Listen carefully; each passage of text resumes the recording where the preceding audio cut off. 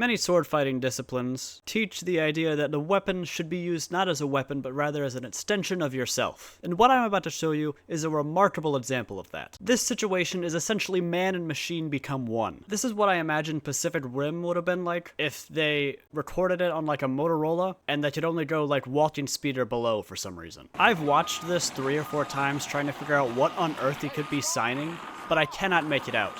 I don't know if he's trying to throw up his domain expansion to get away, or if he's trying to throw up gang signs or something. But whatever it is, it clearly gets the officer's interest, because he turns around and cracks this shit open like Strat cracking open the ice shell. But the good news is, whatever the Killdozer's baby brother lacks in security measures, it makes up for in self-defense mechanisms. Because he goes in Mike Tyson swinging on this guy, he almost tears his ACL, his BBL, his CIA, his 007, everything's almost gone in his legs. So then they resort to barking commands at him like a stray dog.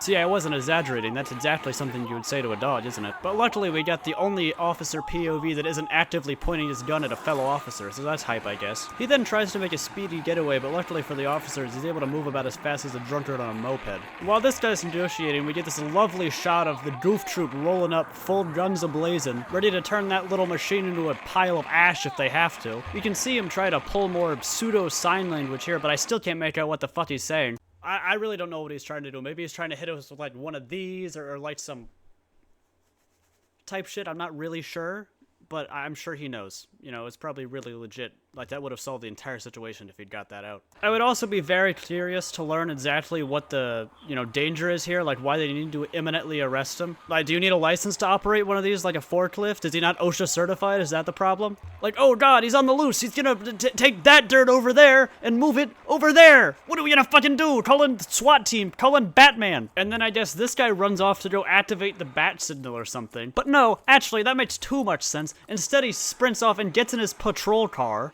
At which point, if I'm him, I'm just driving home. I'm not staying out. You kidding me? Like, I could drive home, take the kids to school, and work a full second office job and come back, and he'd still be within, like, a mile radius at the rate he's moving.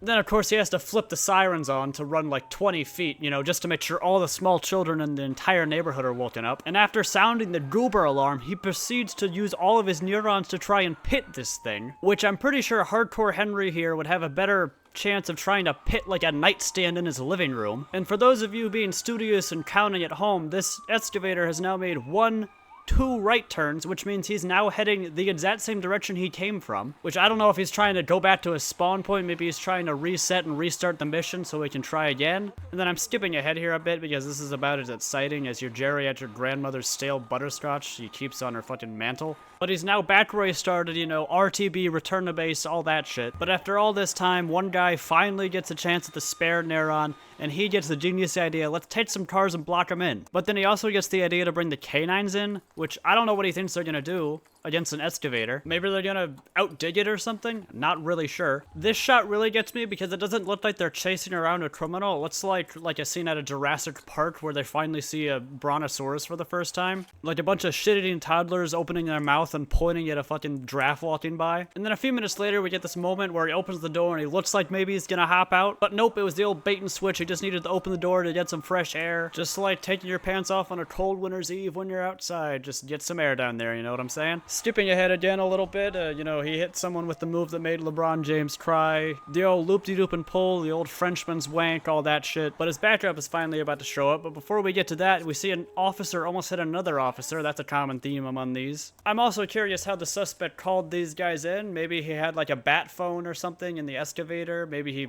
sent Morse code up on that big-ass light of his that keeps blinding me as I'm watching this. Unfortunately, they don't really do much. They just kind of run the same NPC dialogue where they're like, oh, you can't be here. This is private property. Don't touch me. Don't touch me. This is private property. But luckily, they got here just in time for the chase to end, and I'm using the term chase rather loosey-goosey here. It was less of a chase and more of a leisurely stroll.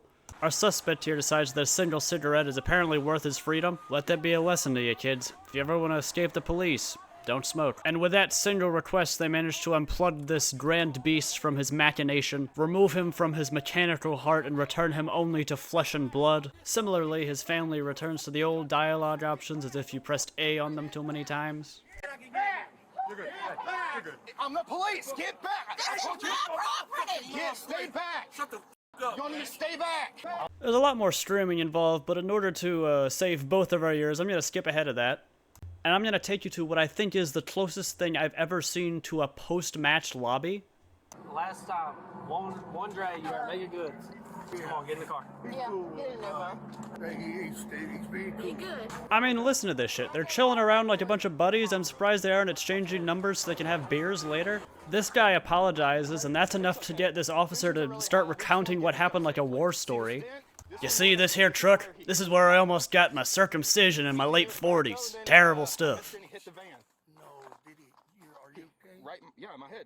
It's really phenomenal how this guy is genuinely dumbfounded that his brother actually tried to hit the officer. I mean, that right there is a face that says if you didn't arrest him, I was gonna beat his ass for you. You can see here they charge him with fleeing, which I think is a little bit much. If anything, they should be happy that he gave the entire goddamn department a little bit of exercise. I think they could have used it. You know, it's winter. I'm sure they don't get out all that often. But anyway, I saw this and I thought it was goofy, so I thought I'd share it with y'all. If you got anything goofy you want me to talk about, let me know. That's all I got for you. Fuck off.